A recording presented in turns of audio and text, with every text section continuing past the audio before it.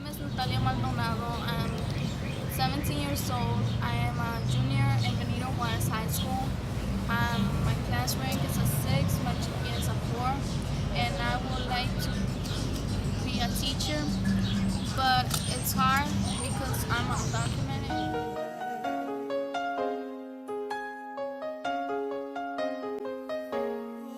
My name is Vanessa. I'm 16 years old. I'm Mexican. I have a GPA of 3.5. I would like to be an actress when I grow up, but sometimes I think it's gonna be really hard since I'm not from here. I'm an illegal immigrant. My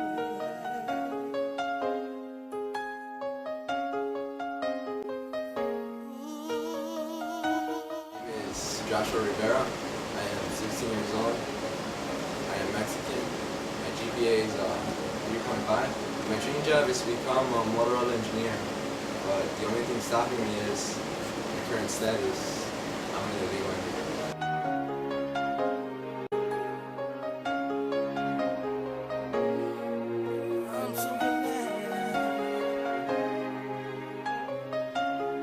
I was 9 years old when I came to the United States.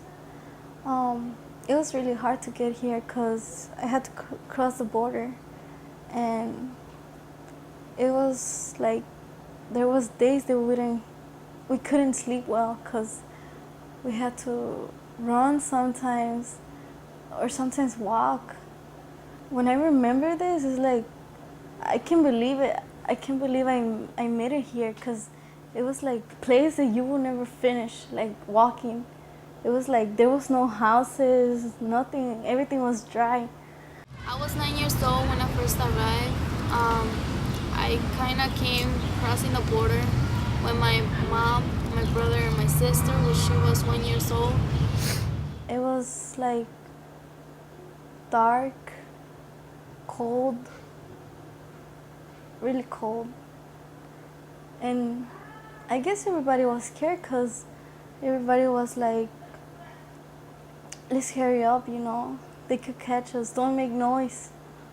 Stay together because we don't want to lose anybody. My dad had my brother. He had asthma, so he wasn't allowed of that. So basically, he had to come over here and get some money. So every time I would see him was on Christmas. Other than that, I would never get to see my dad. So he called me and he's like, "You wanna come over here?" I'm like, "Yeah, sure." And so yeah, that's why I kinda am over here. Once you get here, you think everything's gonna be like really, everything's gonna be cool. Everything's gonna be better job, better house, everything is gonna be better than Mexico. But it is hard too because people who are not from here don't get the same opportunities that people that are from here. Tenemos muchas desventajas como no podemos a veces agarrar becas para estudiar el colegio, no podemos agarrar dinero del gobierno para pagar nuestros estudios. We get paid less in the jobs. We get really bad jobs. Well, I work in a factory that makes snacks. On the corn dumpster, I had to carry 2,500 pound bags into big cranes and dump all the corn into this machine. Conditions is since there's no fan up there where I work, and they're making all the butter, all these condiments, it gets really hot up there, and it's really, really hot. Disadvantages? Well, the thing is, I don't have that much time to hang out with my friends, because I work from 8 o'clock to 5 in the morning, so, and then plus, when I get home, the first thing I do is just fall asleep, and then by the time I wake up again, it's like 6 p.m. All I have to do is just take a shower and eat and just go back to work.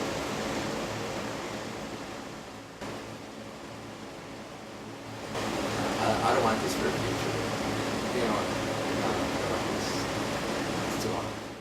I think every young or teen that comes from Mexico to here or from any other place, it doesn't need to be Mexico. I think they come here with a dream, you know, with a dream of one day have a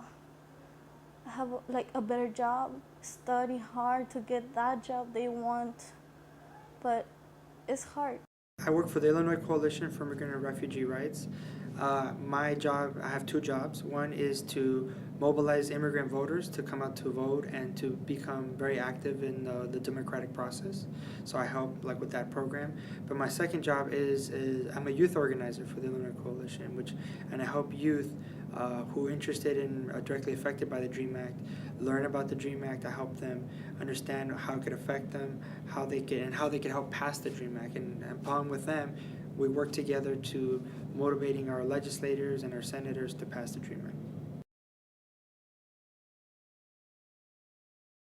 If passed, would grant undocumented immigrant students who came here when they were young children the opportunity to legalize their status and eventually become U.S. citizens, and facilitating for them the opportunity to get an education and to advance their careers since they've grown up here in the United States. Our undocumented immigrant youth who came to this country when they were younger than 16 years old, they had to have graduated high school, they have to not be in any trouble with the law and things like that, and upon graduating high school they have to be accepted or enrolled in either college, some sort of college degree, or possibly the military.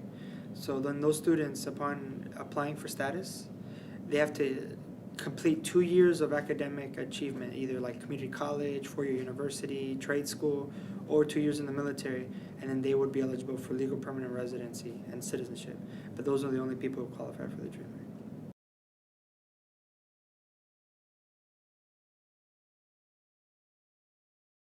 I mean, that's ridiculous. The DREAM Act is for young people who came to this country when they could not really understand what they were doing because their parents brought them. But more importantly, these are young people who have grown up in this country. This is their home, and they are working hard to become doctors, become lawyers, judges, firemen, police officers. Some of them even want to go into the military. So they are willing to work for this country, and they are willing to participate in it. And it's earned. There's a chance for them to earn their path towards citizenship that a lot of people don't even get a chance to do.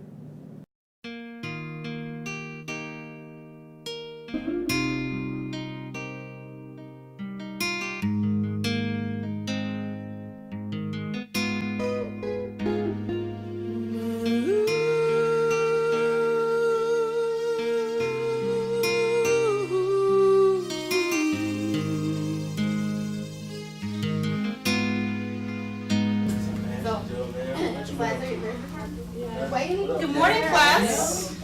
Good morning, class. We have a great surprise for you this morning. Your principal has informed me that he would like you all to put on a school play about a very important topic to all of us, illegal immigration. So this play is going to be like a courtroom simulation, and I'll be playing the role of the prosecutor. Your teaching assistant will be the defense, and another one of our assistants will be the defendant, whose name is Maria. Both of my parents are from Mexico too, so sometimes they both work, and I wonder what would have happened if they were deported.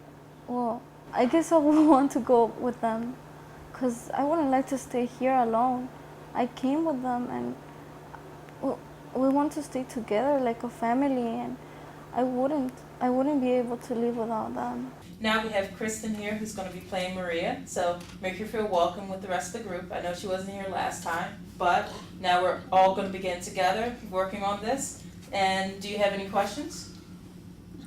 No? All right, so let's start reading. My name is Emma Lozano, and I'm the president of Pueblos Sin Fronteras, an organization that advocates and provides education and leadership skills for the Latino community in general, but in particular to the Mexican undocumented population.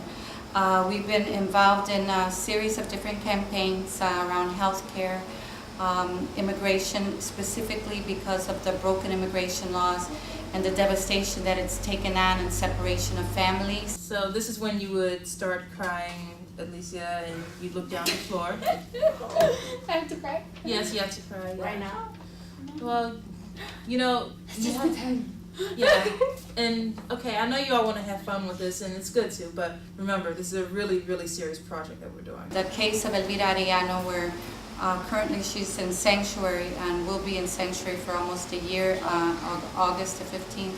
She was able to develop La Familia Latina Unida, which is an organization of undocumented families of undocumented parents, we should say, where in some cases already one of the parents has been deported.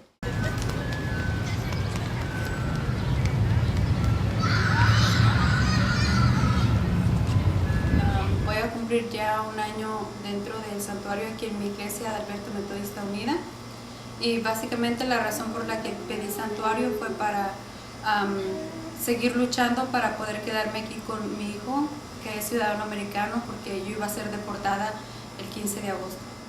The reason why these communities come here and these families arrive to the United States is because foreign policy, for example, the free trade agreements that force the Mexican to leave their country because they can no longer keep their land and grow their corn or their produce because they can't compete with the cheap corn that this country is flooding the country with.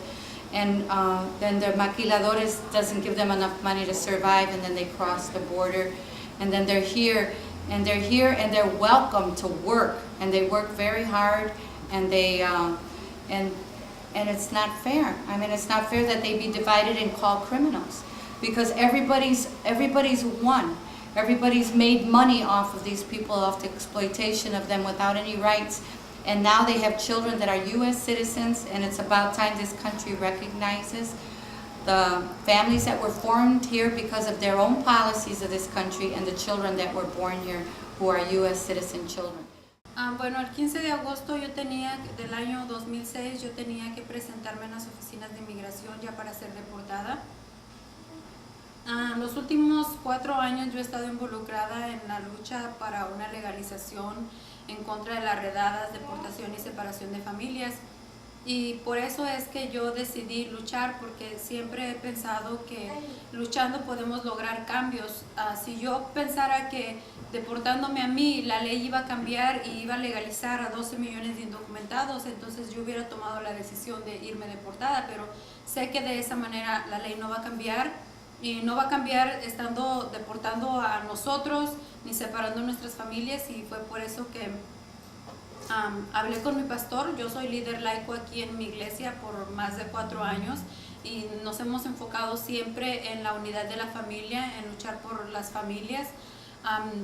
Y bueno, para mí fue difícil tomar una decisión porque yo no sabía qué era lo que iba a pasar, solamente quería pedir santuario en mi iglesia. Hablé con mi pastor, él me dijo que iba a hablar con nuestro obispo y buscar el apoyo también, y gracias a Dios pues el día 15 de septiembre en vez de irme a presentar a inmigración pues vengo para acá, para mi iglesia, y mi pastor decide declarar santuario a la iglesia para mí. Hasta ese momento todos sabíamos, mi congregación, mi pastor, mi obispo, yo en lo personal sabía, bueno, hasta aquí llega el santuario, pero no sé qué es lo que va a pasar, no sabía cómo va a pasar un año. Los medios en todo el mundo van a saber mi situación y la situación migratoria de millones de indocumentados. Solamente fue pensando en luchar para poder quedarme aquí con mi hijo. Saulito es ciudadano americano. Yo creo que como ciudadano americano tiene derecho a estar aquí en su país y tener las mismas oportunidades que cualquier otro ciudadano americano tiene. Y bueno, básicamente fue luchar por el futuro de él, y también porque quise ser parte de la lucha para una legalización para todos.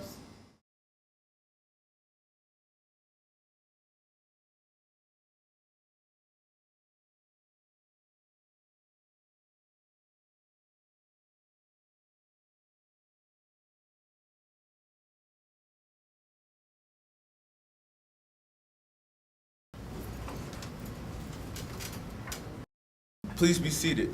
Court is now in session. We're here today to make sure that an illegal alien, Maria Hernandez, is deported back to her country. She crossed the border illegally. She violated our immigration laws. We shouldn't reward criminals by having them stay here. She's a criminal.